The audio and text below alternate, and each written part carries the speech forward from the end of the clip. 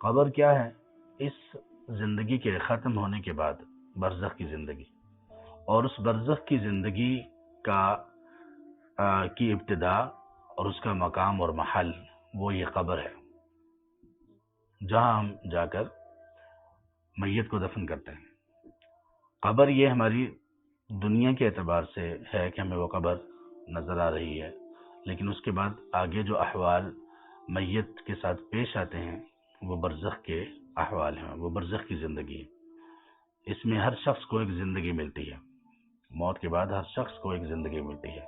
اچھا ہو یا برا ہو، مسلم ہو یا کافر ہو، اسے ایک زندگی ملتی ہے۔ اس زندگی کو برزخ کی زندگی کہتے ہیں،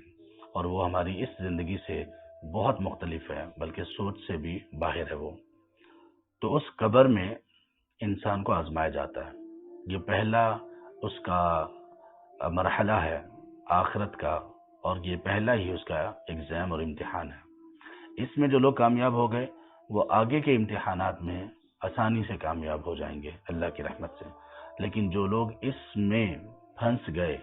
جو لوگ اس میں کامیاب نہ ہو سکے، تو بعد کی منزلیں بھی بڑی کٹھن ہو جائیں گی، اور یہ منزل بھی خود کس قدر طویل ہے، کتنی لمبی ہے، برزخ کی زندگی کتنی طویل ہو، کوئی نہیں جانتا۔ تو یہ قبر ایسی چیز ہے کہ اس کے بارے میں کوئی نظر انداز کرنے والی کیفیت انسان میں نہیں آنی چاہیے کہ چلو کوئی بات نہیں، قبر آئے گی دیکھی جائے گی، نہیں، ایسا نہیں ہے، بلکہ اس قبر کے بارے میں فکر کرنی چاہیے، اس قبر کے فتنے سے، عذاب سے پناہ مانگتے رہنا چاہیے، اور ہر وہ گناہ، غلطی اس کو چھوڑ دینا چاہیے جو کہ قبر کے عذاب کا باعث بننے والی ہے۔ قبر کے عذاب کا باعث بننے والی دو چیزیں تو نبی صلی اللہ علیہ وسلم نے بتائیں، صحیح بخاری میں ہے۔ ایک، انسان کا چغلی کھانا، ایک کی بات دوسرے کو جا کر بتانا، ان کے درمیان لڑائی کروانے کے لیے، وہ سگے بھائی ہوں، بہنیں ہوں، والدین ہوں، میاں بیوی ہوں، کچھ بھی ایسا رشتہ ہو، ان کے درمیان لڑائی کروانے کے لیے ایک کی بات دوسرے کو بتانا، اگرچہ وہ بات سچ ہی کیوں نہ ہو، اس کو کہتے ہیں چغلی۔ اور یہ اتنا بڑا جرم ہے کہ آپ صلی اللہ علیہ وسلم نے فرمایا کہ قبر کا جو عمومی عذاب ہے اس کی وجہ سے ہوگا، کہ قبر کے پاس سے آپ گزرے بھی، ان کو عذاب ہو رہا تھا، تو ان میں سے ایک شخص یہی کرتا تھا کہ وہ چغلیاں کرتا تھا۔ چغلی کرنے کی ایک اور سزا بھی بتائی گئی، اور وہ یہ ہے کہ آپ نے فرمایا لا يدخل الجنت قطات، جنت میں بہت چغلی کرنے والا داخل نہیں ہوگا، یعنی جس کی روٹین ہی چغلی کرنا بن گئی، وہ لوگوں کے درمیان لڑائی کروانا، اسی کو اپنا مشغلہ بنا لیتا ہے، ہر وقت اسی میں لگا رہتا ہے، تو یہ جنت میں داخل نہیں ہوگا۔ قبر کا عذاب اس کو الگ ہے، اور جنت میں یہ داخل نہیں ہو سکے گا۔ تو جو جنت میں داخل نہیں ہوگا تو اس کا ٹھکانہ کیا ہوگا؟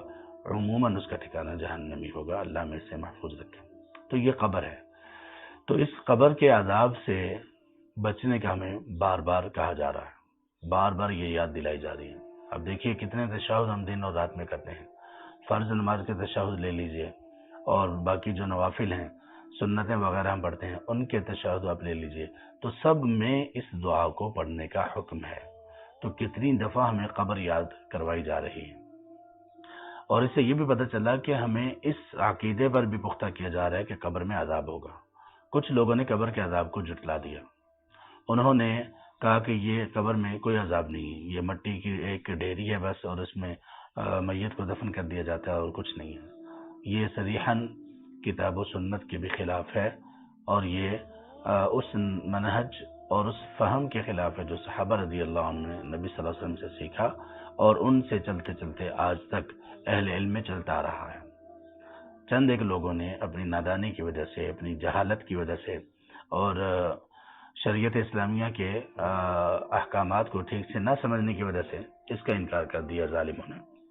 جبکہ اس کے بارے میں صریح احادیث موجود ہیں۔